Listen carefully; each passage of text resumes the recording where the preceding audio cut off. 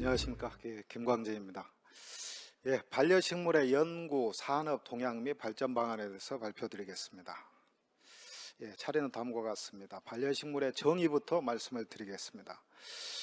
반려식물은 인간과 더불어 상호 교감을 나누며 살아가는 특정한 식물, 이렇게 정의가 되어 있습니다. 이 상호 교감이라는 것이 상당히 중요한 것 같은데요. 이때 상호가 중요한 것 같아요. 이렇게 사람 입장과 식물 입장에 같이 들어가야 된다. 그래서 사람 입장에서는 핵심적인 게 삶의 유추라고 봐집니다.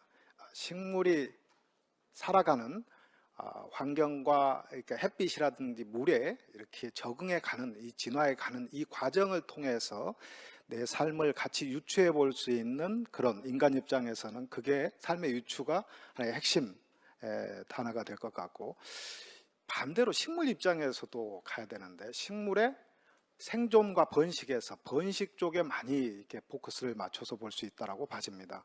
그러니까 우리가 식물을 이용하지만은 식물에서도 우리를 이용을 하고 있다라는 관점. 그러니까 우리가 밀을 가지고 작물을 키우고 있지만은 실은 우리 인간을 통해서 밀이 거의 세계를 이렇게 재배를 하고 있습니다. 동물을 들어보면은 우리가 지금 반려동물로 키우고 있는 개가 실은 만년 전에 이렇게 늑대에서 분리돼 나왔는데, 결론은 늑대는 현재 거의 멸종 위에 돼 있고, 우리 반려동물로 했던 강아지는 지금 세계를 거의 종이 재배되면서 다양한 종으로 분화되듯이, 식물도 실은 이렇게 우리 인간을 이용을 해서 자기들의 종을 계속 번식을 하고 있습니다. 이런 관점으로 봐주셔야 될 것 같다. 식물에 대해서 이렇게 기존에 그냥 단순한 식물로 봤던 것을 식물과 사람과의 관계에서는 반려식물, 그리고 식물과 식물 관계에서도 있죠. 이걸 동반식물이라고 부르고 있고, 식물하고 환경과의 관계는 공기정화식물, 이렇게 보시는데, 최근 들어서 이제 저희들이 그 반려식물 쪽에는, 그러니까 영어로는 이걸 어떻게 불러야 되냐, 반려동물 같은 경우는 컴패니언 애니멀로 되어 있습니다. 그래서 컴패니언 플랜트로 썼더니 이게 동반식물 개념에도 컴패니언 플랜트가 돼요. 그래서 일단은 반려식물을 컴패니언 플랜트로, 기본적으로 반려식물을 그렇게 보고, 식물과 식물에서는 상황에 따라서 이렇게 컴패니언 플랜트를 동반식물로도 파악을 하고 반려식물로도 파악을 해야 된다, 이렇게 봐집니다. 그런데 컴패니언 플랜트 할 때는 앞으로는 이제 기본적으로는 반려식물 쪽으로 봐야 되지 않을까라는 생각이 듭니다. 근데 영어권에서는 아직까지는 반려식물이라는 관점에서의 용어가 없기 때문에 실은 동반식물 개념이 더 많이 들어와 있습니다. 그래서 여러 가지 논문들을 제가 서치를 좀 해봤더니, 우리나라에서는 반려식물을 지금까지 영어로는 펫 플랜트 이렇게 약간 번역이 많아졌는데, 최근 들어서 이제 컴패니언 플랜트로 많이 가고 있는데, 이 자리를 통해서 반려식물을 영어로는 컴패니언 플랜트로 이렇게 썼으면 좋겠습니다. 요건에서 이렇게 식물과 인간 관점에서 볼 수 있을 것 같은데요. 시간 관계상 제가 다는 설명을 못 드리겠는데, 반려식물 대상과 주체로는 이렇게 실내식물이다, 관엽식물이다, 이렇게가 아니라 모든 식물이 가능하다, 이렇게 대상으로는 모든 식물로 봐야 될 것 같고요. 하나는 먹기 위해서 기르는 식물은 그런데 반려식물로 보기 어렵다라고 봐집니다. 그런데 이제 상황에 따라서, 예를 들면 우리가 토마토를 키운다 그러면은, 이게 토마토 자체도 그러면 먹으면은 이건 반려식물이 안 되느냐, 이렇게 봤을 때는 아까 엽채류를 만약에 키워서 상추를 가지고 계속 잘라 먹으면서 이걸 반려라고 하기에는 좀 어려운 상황이라고 봐지지만은, 토마토까지 그러면 안 따먹어야 되느냐, 저는 이렇게 보지는 않습니다. 그래서 아까 엽채류 같은 경우는 잎을 따서 원래의 자기 생리하고는 다르게 작용을 하지만은, 원래 생리상 일어날 수 있는 열매를 우리가 이렇게 받는 것은 약간의 식물이 주는 선물로 보고, 이런 정도는 반려식물로 볼 수 있지 않을까, 이렇게 생각이 듭니다. 인간 관점에서는 우리가 돈을 벌기 위해서 키우는 이 원칙적으로는 이런 원칙적이라는 용어를 썼어요. 원칙적으로는 경제작물, 그러니까 농작물 자체, 돈을 벌기 위한 작물들은 반려식물로 보기 어렵다라고 봐집니다. 그런데 이제 예를 들면 최근 들어서 반려식물로 키우다가 그런데 돈을 벌기 위해서 일부 파는 경우 있어요. 원래 목적이 정말로 돈을 벌기 위해서 만약에 키웠다 그러면은 그게 반려식물로 보기 어렵겠지만은 자기가 반려식물로 키우다가 마지막에 이렇게 상황에 따라서 파는 정도는 봐줄 수 있지 않을까. 그래서 원칙적이라고 불렀습니다. 예를 들면 반려동물도 마찬가지겠죠. 내가 동물을 키우다가 나중에 새끼를 낳는데 그 새끼까지 돈 주고 파는 것까지 반려동물로 보기 안 봐야 된다. 이렇게 보기는 어려울 거라고 봐집니다. 그 외에도 실질적으로 이제 들어가서 구체적으로 앞으로 논의되면서 정해져야 될 것들이라고 봐집니다. 코로나하고 관련된 건데요. 실은 저희 딸인데요. 대학교 다닐 때 코로나가 있었고 우리가 생각한 것보다는 훨씬 젊은 사람이 이렇게 스트레스를 많이 받았던 것 같아요. 제가 가족하고 여행을 가면은 이렇게 창문을 열고 야 저기 좀 식물을 봐라 그러면은 빨리 문 닫어 막 이러던데 어느 날 갑자기 코로나 때 식물을 사달라는 거예요. 그래서 식물을 사다 줬더니 첫날 이렇게 지금 딱 오자마자 첫 인사를 하는 장면이었어요. 그런데 내가 하도 해서 사진을 찍어놨었는데 그 뒤로 이제 저게 크리스마스가 되면 저기에 여러 가지가 달리고요. 최근 들어서는 그러고 나서는 관계를 맺고 나서는 실은 이렇게 가지 하나를 못 쳐요. 치면은 거기 있는 데서는 뭐 이걸 버리지를 못하게 하니까 그래서 없을 때 제가 이렇게 쳐서 이렇게 버릴 정도로 최근 들은 그 관계들이 이렇게 맺어져 있습니다. 뭐 잘 아시겠지만 이런 식물들을 지금 온라인상에서 이렇게 비싸게 팔기도 하고 아마 우리가 지금 도시농업에서 연령대가 가장 낮아지는 게 지금 반려식물 같아요. 그래서 MZ 시대를 설문조사를 해봤더니 56.1%가 식물을 키우더라. 그래서 제가 좀 구분을 해봤어요. 그러니까 MZ 세대들하고 이제 제가 그냥 임의로 5060 이렇게 연세 있으신 분들하고 이 반려식물을 대하는 것들을 좀 비교를 해봤는데 MZ 세대는 반려자, 그러니까 일종의 애인처럼 이렇게 생각을 하면서 본인의 우울감이나 이런 불안감, 이런 정서적인 것들을 많이 다룬다 그러면은 나이 드신 분들은 약간 반려자라기보다는 자식을 다루듯이 이렇게 애주중지하고 돌보는 재미를 느끼는 것 같다. MZ 세대는 본인의, 그러니까 아까 위안의 대상으로 삼지만은 5060 세대는 약간 취미생활, 그리고 MZ 세대는 SNS를 통해서 많이 이렇게 활동을 하고 있고 또 기르기 과정들을 공유하기도 하고 약간 인증샷, 그러니까 자랑, 이게 자랑이라고 표현했는데 이러다 보니까 나만의 가지고 있는 거, 아까 희귀한 거 이게 좀 많이 들어오고요. 또 그 사진을 잘 찍으려 그러면은 아까 디스플레이를 잘해야 돼서 플랜테리아라는 개념들이 나옵니다. 이제 5060 세대는 좀 이런 부분이 좀 덜하고 혼자 약간 즐기는 이런 게 좀 강한 것 같고요. 그래서 이제 아까 꾸미기가 나오고 또 아까 마지막에 이제 희귀식물 같은 거 판매하는 이런 최근 들어서 판매 쪽은 약간 좀 감소하고 있는 것 같긴 합니다. 반려식물하고 이제 그 정서적인 치유 개념에서는 저는 세 가지로 가장 크게 잡고 있습니다. 그러니까 반려식물을 키우면서 외로움을 달래는 관점, 그 다음에 우울감, 그다음에 불안감, 이 세 개가 가장 반려식물하고 관계된 정서적인 면이지 않는가 생각 듭니다. 반려식물뿐만 아니라 식물이 우리 도시민들에게 치유가 되는 원리를 제가 좀 많이 고민을 좀 해봤는데요. 원래대로 하면은 우리가 자연 속에서 살았는데 자연을 갖고 치유를 한다? 치고 왜 되냐 이렇게 물어보면은 제가 봐서는 근본적으로는 치유가 되는 건 아니라고 봐집니다. 근데 현대인들한테는 이게 치유가 됩니다. 왜냐하면은 인공이라고 하는 이 속에 들어와 있으면서 우리가 받은 스트레스가 상대적으로 올라갑니다. 우리의 뇌는 자연을 디폴트 상태로 되어 있고 자연을 보면은 이렇게 감각적으로 들어오는 것을 예측해서 하는 것들이 편하게 세팅이 되어 있는데 인공적으로 들어오면은 곡선보다는 직선이 많고 파장대도 틀리고 우리가 보고 있는 것들을 뇌가 다시 해석하게 해서는 인지 기능이 계속 부하가 걸리게 되어 있습니다. 여기에서 오는 이 스트레스는 다시 자연으로 주면은 이렇게 다운되는 치유가 되는 이런 원리라고 봐집니다. 예를 들면 사람이 담배를 피우다가 끊으면 건강이 좋아지는데 원래가 담배를 끊어서 건강이 좋아진 게 아니라 피웠더 나빠졌던 것이 좋아지듯이 우리가 자연에서 몸이 되어 있다가 인공으로 들어와서 인공에 의해서 생긴 부하가 다시 자연을 대하면은 이렇게 좋아지는 이런 원리라고 봐집니다. 산업 현황 말씀드리겠습니다. 이게 이제 실제 여기 남사에서 찍은 반려식물 업체에서 하고 있는 사진입니다. 아까 그 원장님께서 말씀하셨는데 인구가 여기에 2,500만, 우리 대한민국의 절반이 살고 있고 또 관엽식물, 그러니까 우리가 이제 대표적인 반려식물로 키우고 있는 거에 60%가 실은 경기도에서 재배가 되고 있습니다. 전국의 나머지 다 합해봤자 40%밖에 안 됩니다.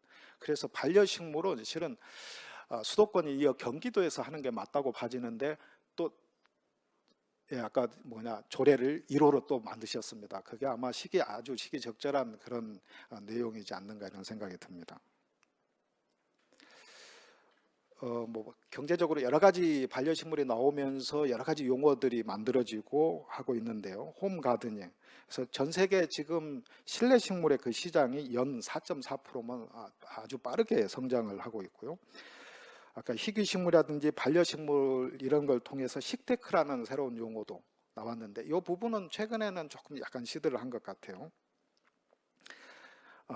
관련돼서 도서, 책이나 이런 것도 김난도의 그 19년도인가 반려식물을 이렇게 최근 트렌드로 잡았었고 여기에 이게 나오면서부터 많은 또 책자들이 팔렸었고 디자인에 출원되는 건수도 매년 30% 가까이가 증가를 하고 있고 모바일 어플리케이션, 그러니까 식물을 기르기 관련된 것들은 일반인들하고는 이렇게 기르기를 이렇게 누가 교육을 시키고 이렇게 어렵기 때문에 IT를 통해서 하는 이런 시장들이 커지고 있고 이런 앱에 대해서는 저희 농진청에서도 지금 개발을 하고 있고 도시농업 5개년, 3차 5개년 계획에도 이게 들어가 있습니다. 최근 들어서는 이 식물을 가지고 이제 탄소 중립하고 연결을 시킨다든지 ESG하고 경영시키는 이런 것들도 늘고 있고요. 사회적으로 반려식물을 통해서 아까 이제 정서적인 이런 과정에 관련된 많은 것들이 이루어지고 있습니다. 이 아래쪽에 그래프가 좀 잘 안 보이는데요. 연령대별로 검색한 결과들을 보면은 왼쪽에 있는 게 지금 이게 보이나요? 이게 좀 어렵네. 왼쪽 그 그래프가 이제 반려식물들을 이렇게 서치한 연령대별로 보면 반려식물이 좀 젊은 20, 30대가 많고 공기정화 식물은 조금 그보다는 연령대가 많은 분들이 늘고 있습니다. 키워드는 좀 넘어가겠습니다. 시간 관계상 연구 현황입니다. 반려식물이 그렇게 많은 현재 이제 막 출발을 했기 때문에 많이 관심들에 비해서는 이렇게 많이 연구가 되어 있지는 않습니다. 그래서 제가 8가지로 일단은 분류를 해봤습니다. 반려 요인에 대한 요인, 그러니까 반려 요인이다 보면 식물 관점에서의 시각, 청각, 촉각 이런 감각적인 연구, 그 다음에 정서하고 관련된 아까 3가지 외로움, 우울감, 불안증, 그 다음에 플랜테리아라든지 유지 관리하는 기술들, 그 다음에 IT하고 관련된 거, 그 다음에 육종과 생산 이렇게 나눠줄 수 있겠습니다. 그래서 조금 살펴보면은 그동안에 그 우리나라에서 있었던 연구를 10년 단위로 이렇게 서치를 해봤습니다. 그랬더니 60년대에 첫 연구가 시작이 됐고 80년대에 조금 있다가 이제 90년대 들어서 이용의 연구가 이렇게 시작을 했습니다. 그리고 2000년도에 들어서 이제 육종이 좀 나왔고 지금 최근에 10년간 이용 쪽이 상당히 많이 늘고 있는 걸 볼 수가 있고 어찌됐든 다행스러운 것은 60년대부터 해서 연구 편수들이 보면은 지속적으로 증가한 걸 볼 수가 있습니다. 이 중에 이용을 조금 구체적으로 이렇게 좀 나눠서 봤습니다. 2000년도에는 환경 개선이 거의 대부분 60%를 차지하고 있었습니다. 그 연구 중에서. 그리고 실내 적용, 장식, 원예치료 이렇게 되어 있었는데 이 반려식물을 가지고 가는 원예 치료가 좀 적게 나온 거죠. 그 다음에는 이제 최근에 10년 동안을 이렇게 분석을 해봤더니 환경이 많이 좀 줄었고 실내 조경 그리고 장식 반려식물이 새롭게 한 15% 정도 연구가 시작이 되고 있는 걸 볼 수가 있습니다. 아까 이제 그 반려 요인 중에서 시각 부분을 보면은 이 시각이라고 하는 이게 실질적으로는 식물에서 먼저 나와서 이 식물 조류에서 시각이 나와서 그 다음에 해파리 안점으로 갔다가 이게 물고기의 카메라 눈으로 갔습니다. 왜냐하면 식물 입장에서는 광을 감지하는 것이 자기들 입장은 생존에 좌우됐죠. 그러니까 바다에서 원래 식물이 바다에서 한 20억 년 동안을 떠다녔는데 어느 위치를 차지하느냐가 햇빛을 차지하느냐가 관건이었을 거고 이 햇빛을 감지하는 이 기능이 로놉신 이런 기능들이 지금 우리가 가지고 있는 이 인간한테 가지고 있는 이 로놉신이 제일 먼저 조류에서 이렇게 나와서 이게 인간으로 카메라 눈으로 갔다.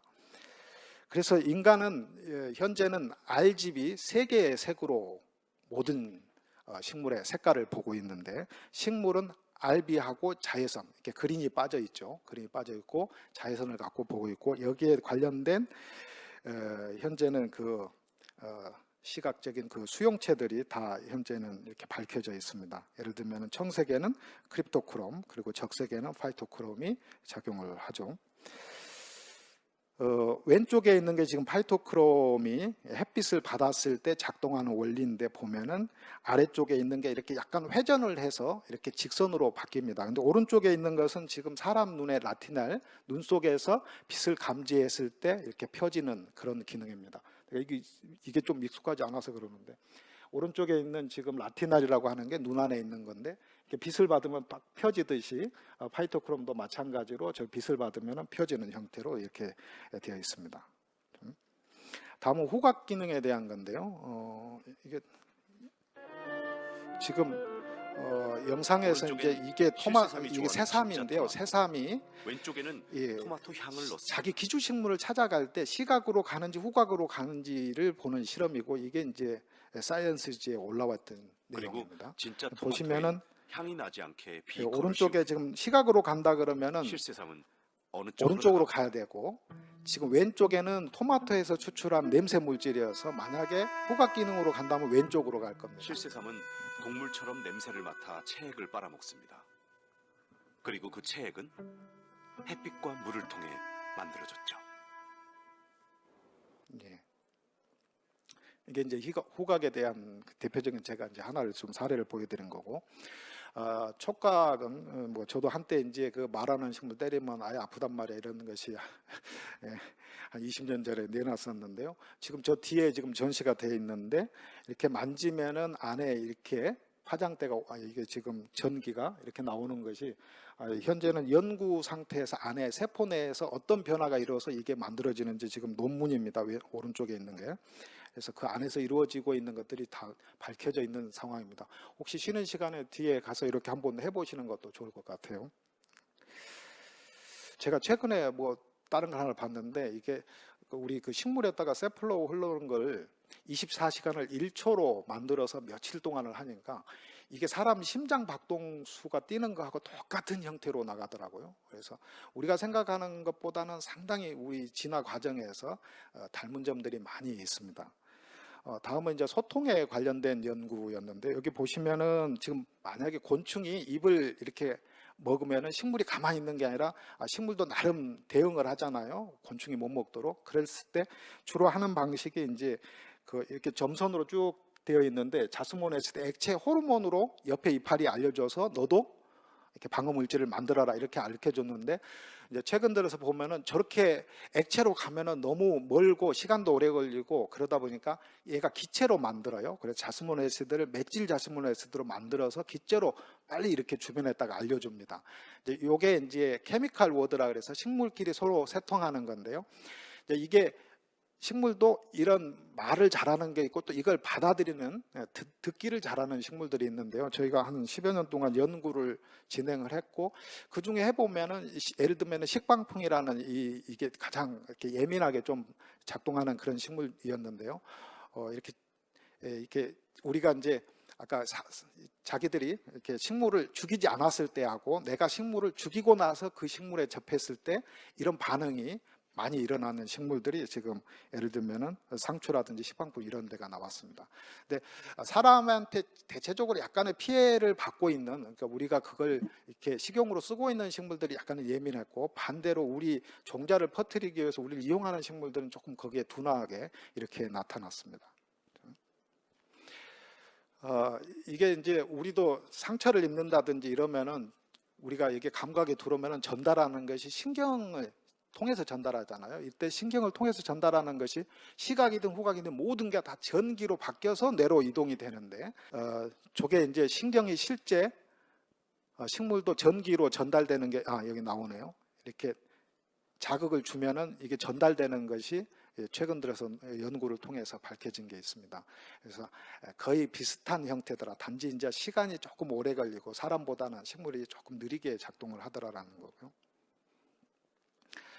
그 뿌리의 지각 기능인데요. 그러니까 다윈이 그 식물은 머리에 해당이 되는 게 루트 브레인설을 내셨어요. 그러니까 뿌리가 사람의 뇌하고 같은 역할을 한다 이렇게 했는데 최근 들어서 이게 많이 증명이 되고 있습니다. 사람이나 동물들은 움직이기 때문에 피할 수가 있기 때문에 중앙 집중식으로 머리 하나에 이렇게 뇌의 기능을 갖다 놨는데, 만약에 식물은 움직이지 않은 상태에서 이렇게 갖다 놓으면은 그 부분을 이렇게 잘라버리면은 식물이 통제력을 잃고 죽잖아요. 그래서 식물들은 분산시켰다 이렇게 해요. 근데 어디에다 주로 분산을 했냐면은 뿌리 끝 팁에다가 분산을 시켜서 우리 인터넷망처럼 한 다음에 이렇게 집단 지성으로 해결을 보듯이 각 뿌리 끝에 있는 것들을 모아서 하고 있다. 이게 많이 증명이 되어 있고, 오른쪽에 보시면은 지금 마우스의 머리에서 있는 물질을 지금 빨갛게 이렇게 되어 있고, 왼쪽에 있는 것들이 지금 쌀하고 이게 식물인데요. 보시면은 뿌리 끝쪽 팁 쪽에 똑같이 뇌에 있는 물질들이 들어있는 걸 볼 수가 있습니다. 그리고 최근 들어서 왼쪽 논문은 그 뿌리 끝쪽에 있는 그 팁에서 실제 그 컨트롤을 하는, 그러니까 GA하고 ABA 이 생률 가지고 그 위치에서 조절을 하는 것까지 나와 있습니다. 그러니까 조절이라고 하는 것이 이제 우리가 감각이 들어오는 것을 어느 순간인가는 이걸 작동을 할 거냐 말 거냐를 판단을 해야 되는데, 이 판단을 우리가 지각이라고 저는 봤고요. 식물은 이 지각 기능까지는 있다. 근데 인지 기능까지는 안 가지만은 지각 기능까지는 있다. 요 자리가 뿌리 끝 팁이라고 하는 것들이 최근 들어 연구들이 나와 있는 내용이 되겠습니다. 그다음에 이제 식물하고의 정서에 대한 연구 최근에 나와 있었던 건데요. 지금 그러니까 실험 공간 1이라고 하는 위쪽에 있는 것들은 식물이 좀 이렇게 시들시들해 물을 안 줘서 죽어 있는 상태고, 아래쪽은 싱싱한 상태인데 이놈을 가지고 인간의 어떤 감정하고 비교를 해봤더니 상태가 안 좋을 때는 아무래도 좀 부정적인 것이 강하고 상태가 좋을 때 좋더라, 지금 이런 내용인데, 어떻게 보면은 당연해 보이지만은 사람하고 식물에 약간 공감 능력이 같이 가고 있다라는 그런 내용으로 보여집니다. 이제 이것도 멘탈 웰빙 레벨이라고 되어 있는데, 반려식물을 준비하는 과정하고 반려식물을 갖고 활동을 할 때 그리고 유지관리할 때를 봤을 때, 준비할 때보다는 액션을 취하고 있을 때 유지할 때 더 이게 정신적인 거하고 연결이 더 되더라라는 내용이 되겠고요. 이것은 이제 그 실내에다가 식물들을 양을 다르게 하고 우리의 정서적인 감정하고 봤는데, 이렇게 마냥 많이 들어간다 그래서 꼭 좋은 것만은 아니더라. 여기에서는 지금 A, B, C 이렇게 지금 되어 있는데요. 여기 두 번째 13에서 24% 되는 것이 가장 정서적으로는 좋게 나오더라, 심리적으로 이렇게 지금 수치가 나와 있고요. 이번에는 이제 식물 자체를 보기 위한 건데 식물하고 컴퓨터 활동을 했을 때의 두 개를 비교해 봤는데 지금 오른쪽에 있는 하얀 게 컴퓨터고 왼쪽에 있는 까만 게 지금 식물을 가지고 했을 때의 두 개 비교인데 제일 위에 지금 그 스트레스 지수죠. 그러니까 교감신경하고 부교감신경 비율이 이제 일종의 스트레스 지수인데 보시면은 훨씬 식물이 적게 나오고 오른쪽에 있는 것은 부교감신경. 그러니까 부교감신경이라는 것은 우리가 심장이 막 뛰는 건 교감 쪽이고 이 심장이 막 뛸 때 조금 진정시켜 주는 것이 부교감인데 그게 훨씬 높게 나온 걸 볼 수가 있고 혈압 블러드 쪽에서도 식물에서 낮게 나온 걸 볼 수가 있습니다. 이런 류 연구라든지 관리하는 앱에 대한 연구들이 또 최근 들어 많이 나오는데 이쪽은 원예 쪽보다는 IT에서 하는 것들이 좀 많더라고요. 그 다음에 이제 저희들 앞에서 아까 동영상 봤을 텐데 존엄성하고 관련된 부분. 원래 식물 존엄성을 선언한 것은 꼭 반려식물만은 아니었는데요. 일단은 반려식물이 가장 핵심이 되고 있고 아까 치유라든지 이런 거에서 식물에 우리가 대하는 관점들이 변하는 이런 그렇게 또 봐야만 제가 봐서는 정상적인 반려가 된다라고 봐집니다. 그래서 식물 관점에서 지금까지 본 거요. 식물이 20억 년 동안 물에 있었고 물에 있는 동안은 움직였습니다. 지상으로 올라온 게 4억 5천만인데 이때부터 고정생활을 시작했고 고정생활을 시작하면서 제일 처음에는 어떻게 하면은 물에 적응할까가 핵심이었어요. 두 번째가 물의 건조에 적응하는 게 아니라 이제는 이렇게 동물을 활용해서 하는 것들이 늘었습니다. 그래서 동물을 활용하기 위해서 첫 번째가 곤충을 활용하기 위해서 꽃이라는 걸 개발을 했었고 이후에 5천만 년 후에 다시 그 과일을 개발을 해서 과일을 통해서 과일을 가지고 동물이 먹고 산파시켜주는 거죠. 결론은 식물이나 동물이나 전부 다 진화적인 관점에서 볼 때는 생존과 번식의 모든 것이 해석이 돼야 되는데 이때 자기들이 가지고 있는 것을 번식시키는 수단으로 동물을 이용을 한 거다 이렇게 봐지고 그러면은 최근 들어서 현대에서는 우리는 지금 식물을 통해서 우리의 정서는 안정을 한다 하지만은 어떻게 보면 반려식물 입장에서는 또 우리 인간을 이용해서 자기들의 종을 번식시키고 있다 이렇게도 봐집니다. 그 진화상에서 같이 조금 비교를 해봤는데요. 이게 보시면은 이제 체내에서 수정을 해서 체내에서 아기를 그러니까 체외에서 아기를 알을 키우던 것들이 어류항에서 나중에 진화하면서 파충류로 가고 지금 그 포유류로 넘어가면서 자기 번식에 최대한 이렇게 특화됩니다. 그래서 이것을 최대한 생존율을 높이기 위해서 체내에서 수정하고 체내에서 키운 쪽으로 이동을 하는데 식물도 마찬가지로 실은 이끼류에서 겉시로 오고 속시로 오면서 거의 같은 모습으로 진화를 합니다. 오른쪽에 지금 사람의 그 태화하고 밑에 있는 종자의 모습도 실질적으로는 비슷하게 만들어져 있습니다. 이렇게 아래로 보고 있는 점이라든지 들어가는 이런 그리고 정자가 헤엄쳐서 들어가는 이런 것들이 식물이나 동물이나 다 같이 진화를 해가고 있다. 각자의 방식대로 맞게 진화를 한 거지 누가 더 우월하게 진화했다 이렇게 보지 않는다라는 이야기입니다. 그래서 반려식물이 6개 조항이 지금 들어가 있습니다. 6개 조항이 식물 존엄성 선언에 들어가 있는데 첫 번째가 이제 반려식물의 기준에 대한 이야기고 아까 말씀드렸듯이 모든 식물이 인간의 반려의 주체가 될 수 있다 이렇게 되어 있고요. 우리 인류가 인간 입장에서 이용한 것은 채집에서 재배로 갔다가 이것은 먹기 위한 생존이잖아요. 관상으로 넘어가면서부터 이게 생존하고 거리가 먼데 왜 관상을 했느냐. 실제 관상식물이 처음 출발할 때도 교육용으로 그러니까 식물을 기르기 위한 미리 예습 연습용으로 먼저 정원이 만들어졌다 이렇게 지금 봐요. 그러니까 결론은 생존용이었는데 그러는데 현대인들은 생존이 한 가지로만 볼 수 없다라고 봐집니다. 이렇게 먹거리뿐만 아니라 정신적인 생존도 결론은 생명하고 연결이 돼서 갈수록 현대인들의 그 인간이 진화할수록 정신 생존도 상당히 중요한데 여기 정신 생존의 하나로 식물을 이용하고 있는 것이 관상이라든지 최근 들어 반려라고 이렇게 봐집니다. 반려식물이라는 것이 생기면은 필연적으로 저는 일단 인간이 해야 될 의무가 생긴다고 봤습니다. 식물이 원래 지금 실내에서 자라질 않고 원래 밖에 산에 있을 때는 예를 들면 소나무는 소나무라고 불려요. 이때는 인간이 관리 안 해줘도 혼자 삽니다. 근데 이놈을 내가 내 집 앞에 정원으로 가지고 오면 이때부터는 소나무 아니고 이름이 하나 더 붙습니다. 정원수라고. 이때는 절반은 사람이 관리하는데 그래도 놔둬도 혼자 삽니다. 어느 정도 절반은.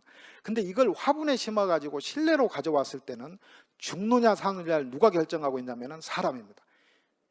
이 상태에서는 사람이 의무가 생긴다는 이야기입니다. 그죠? 왜 내가 니를 물을 줘야 이렇게 반문할 수도 있지만은 결과적으로는 그러면 식물 입장에서는 왜 네가 여기 갖다 놨느냐? 내가 사자를 잡아서 동물원에 가뒀으면은 내가 똥 치워주고 그래야 되는데 왜 내가 니를 치워줘야 되냐? 이게 아니라는 거예요. 우리가 필요해서 갖다 놨기 때문에 의무가 발생을 한다. 반려 관계 혜택인데요. 아까 식물 쪽도 혜택을 받아야만 반려가 되잖아요. 사람들은 자꾸 자기 입장에서 이렇게 반려자를 붙여놓고도 끝까지 자기 입장에서 고집하는 경우가 많아요. 그러니까 내가 좋아하는 거, 뭐 옷을 막 강아지를 입히고 막 이러면서도 계속 자기 입장에서 관점에서 자기 좋아하는 걸 하면서 동물을 내가 위한다 이렇게 보고 있는데 실질적으로는 동물 입장에서 보듯이 여기서도 식물 입장에서 봐야 된다. 아까 식물 입장에서 그러면 반려를 할 거냐 아니면은 정말로 사랑한다 그러면은 우리가 반려식물 키우지 말고 자연으로 돌려보내야 되느냐. 이게 식물 입장에서 혜택이 없다 그러면 돌려보내는 게 맞다고 봐집니다. 강아지도 우리가 필요해서 강아지를 훈련시켰는지 강아지가 우리가 자기들이 살기 위해서 우리 옆에서 얼쩡거리다가 지금 이렇게 됐는지. 근데 실질적으로는 인간 주변에서 얼쩡거리다가 반려식물이 강아지가 됐다 이렇게 지금 하는 이론이 더 많아요. 근데 인간이 버리는 것 중에서 가장 컸던 게 뭐냐면은 똥이었어요. 그걸 먹기 위해서 옆에서 얼쩡거리다가 이게 반려 강아지로 됐다라는 이론이 더 많고 지금도 이제 강아지는 약간 그 똥 보면 약간은 좋아 많이 하잖아요. 이게 그 습성을 갖고 있다. 만약에 아니고 우리가 사냥을 위해서 만약에 훈련시켰다 그러면 진짜 사랑한다면 돌려보내야 되잖아요. 근데 식물도 이렇게 아까 봤을 때 식물이 지금 우리가 생각한 것보다는 곤충을 통해서 자기들이 이 수정을 해서 자연 쪽에 살아남을 수 있는 그걸로 꽃을 개발을 했고 그 다음에는 아까 동물을 이용하기 위해서 열매를 만들고 우리가 지금 인간이 나무에서 이렇게 200만 년 600만 년 살았는데 200만 년 전에 이렇게 나무에서 내려왔어요. 이렇게 걷기 시작했는데 그때부터는 우리가 좋아하는 열매들은 대부분이 땅에 떨어집니다. 원숭이가 좋아하는 것은 안 떨어져요. 바나나 이건 달려 있잖아요. 새가 좋아하는 것은 끝까지 땅에 안 떨어지고 새가 먹기 크기로 만들어져 있습니다. 이게 우리가 생각한 것보다는 실은 식물이 그렇게 만들어서 먹도록 하고 새가 잘 보는 색이 예를 들면 빨강색이에요. 빨간 조그만 열매들이 많이 나옵니다. 사람이 좋아하는 지금 우리가 주로 먹는 과일들은 대부분 땅에 떨어집니다. 우리가 밑에 있었기 때문이에요. 이걸 식물 입장에서 보면은 자기들도 나름은 이용을 하고 있고 거기에 대표적인 것이 식물을 통해 그러니까 사람을 통해서 아까 번식을 많이 이렇게 해가고 있다 이렇게 봐집니다. 그래서 조금 깊게 이렇게 본다 그러면은 이렇게 식물도 지각 기능까지는 있다라는 거고요. 근데 인지까지는 없다. 그리고 고통도 식물은 안 느낀다. 근데 감각을 받아서 스트레스는 분명히 받는다. 이렇게 봅니다. 나머지는 시간 관계상 넘어가겠습니다. 최종적으로 이제 발전 방안인데요. 발전 방안이 뭐 연구 쪽에서는 이렇게 시각, 후각 아까 이런 요인들을 조금 더 깊이 있게 좀 다뤘으면 좋겠다는 생각이 들고. 아까 말한 이제 그 루트르 브레인설이 있는데요. 이거 제가 이제 이걸 보면서 상당히 좀 깜짝 놀랐었는데 왼쪽에 있는 게 뇌 지금 그 신경세포인데요. 오른쪽에 있는 것이 식물의 뿌리입니다. 이렇게 모습이 자세히 들여다보면 비슷하고요. 뇌는 가소성이 있어서 지금 이 순간에도 어디 공부를 하면은 이게 스냅스가 자랍니다. 뿌리 자라듯이 거의 자라서 계속 새로운 것이 만들어지고 있거든요. 그게 뿌리 구조하고 너무 닮아 있다라는 생각이 들었습니다. 마지막으로 아까 8개를 조금 발전 방안 관점에서 조금 봤는데요. 그래서 반려 요인이나 이런 것은 최근 들어서 식물 신경학이라는 게 만들어졌는데 이것을 조입을 해서 조금 깊이 있게 연구가 됐으면 좋겠고, 그 다음에 이제 정서나 치유하고 관련된 부분들은 치유 농업에서 하는 툴들이 좀 와서 개발이 됐으면 좋겠다는 생각이 드는데, 치유는 사람들을 모아놓고 할 수가 있는데 반려식물은 모아놓고 하는 게 아니라 자기가 집에서 각자가 하기 때문에 연구를 통해서 데이터를 뽑아 뽑아내는 게 새로운 방식이 좀 도입이 돼야 된다고 봐지는데, 요즘 IT를 통해서 하는 것들이 많기 때문에 그런 걸 좀 활용했으면 좋겠다는 생각이 들고, 그 다음에 이제 아까 플랜테리라든지 조경이나 식물 유지 관리 기술들 이런 부분들, 그 다음에 IT하고 관련된 것들 이렇게 묶어서 볼 수가 있겠고, 육종이나 생산, 지금 이제 이게 반려식물이 커지면은 또 거기에 해당되는 생산 농가가 늘어나야 될 텐데, 그리고 아까 종의 다양성을 추구하기 때문에 이 육종도 필요한데, 이런 부분들은 화훼 분야에서 조금 해서 어떻게 보면은 도시농업 분야하고 화훼 분야가 조금 이렇게 분야를 나누어서 같이 발전을 시켜 나갔으면 좋겠다라는 생각이 듭니다. 예, 이상 마치도록 하겠습니다. 예, 감사합니다.